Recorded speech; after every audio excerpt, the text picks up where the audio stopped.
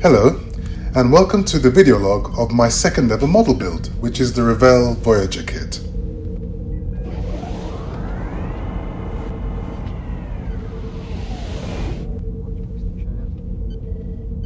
So let's jump straight in.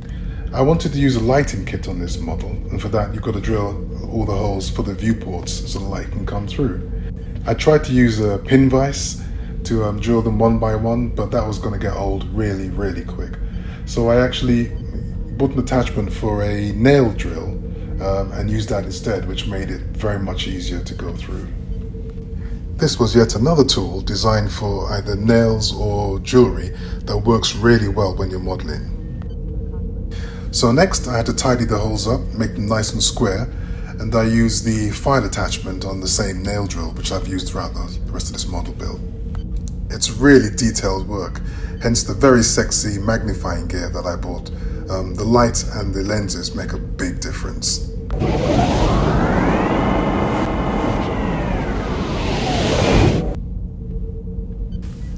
In this next bit, you'll see me attaching the excellent Power Graphics etch kit for the Voyager model. The only thing I would say is that it can be a little fiddly to attach, and also later on you see that it doesn't always play nicely with some of the decals. I found the trick here was to use a slow setting super glue so you could move the etch around and then fix it really quickly with some fixing spray. It seemed to work an absolute treat.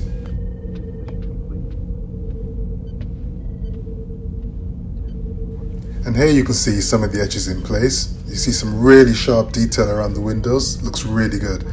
The great thing here is that you can paint to your heart's abandon and not worry about having to mask anything off, because I'm using micro crystal clear to put on clear windows after all the paint has been done. There are a few tricky bits applying the etching. For example, on the top of the saucer you have to grind down all of the model detail so you can actually lay the etching plates on. And also some of the etching pieces are absolutely tiny. You can see the piece against my finger here for scale.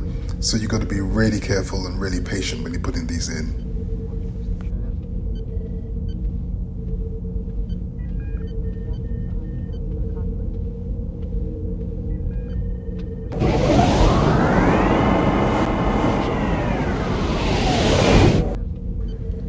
Now those of you who remember my first model build will recall this particular disaster. That's because I didn't prepare the surface properly and I didn't use the right primers.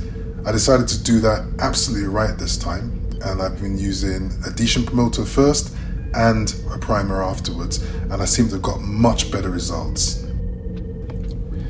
Again, learning from my first model build, I light blocked absolutely everything on this model, every last stitch I could find.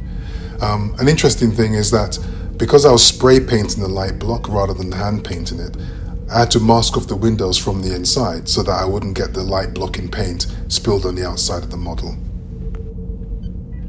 And here you can see the model after the primer coats and the first few coats of the hull paint have been laid down.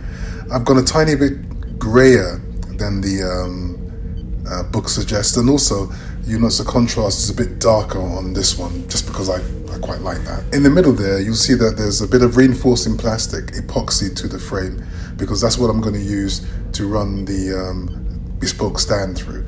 So I wanted to give a bit more structure to the model, and that's actually a recommendation by the gentleman who provides a lighting kit.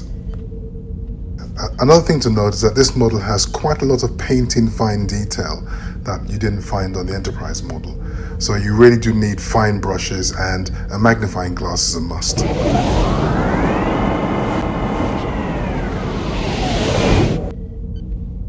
And the final bit for this episode is the custom base.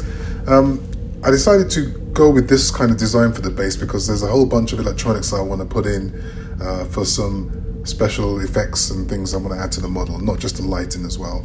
So I'll tell you a bit more about the custom electronics in episode 2. So that's all for episode 1. As you can see, I haven't tried to make this an instructional video. This is just diarizing my progress as I go from build to build.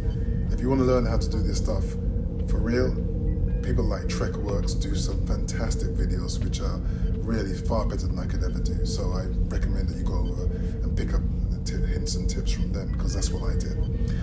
But in any case, hope you enjoyed it. And episode 2 will show you a bit more about the lighting and give you a sneak preview of the special effects video I've got coming up.